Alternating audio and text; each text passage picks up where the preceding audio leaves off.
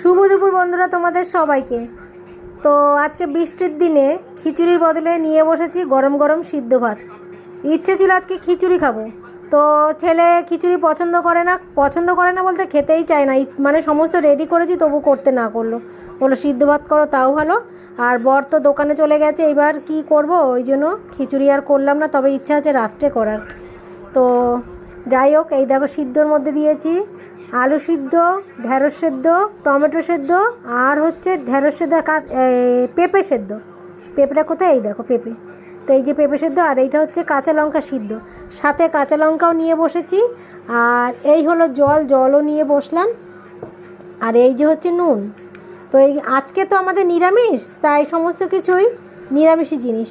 আর এই যে সিদ্ধ ভাতের সাথে যেটা চলবে এই হচ্ছে ঘি। তো চলো ঘিটাও নিয়ে নিলাম।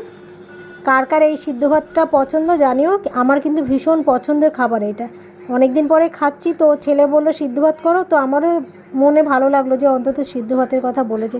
আর মঙ্গলবার অন্যান্য সবজি খাওয়ার মতন আমার ছেলের কোনো রুচি নেই। তো যাই হোক, নিরামিষ সবজি খেতে চায় না, তো এই কারণে।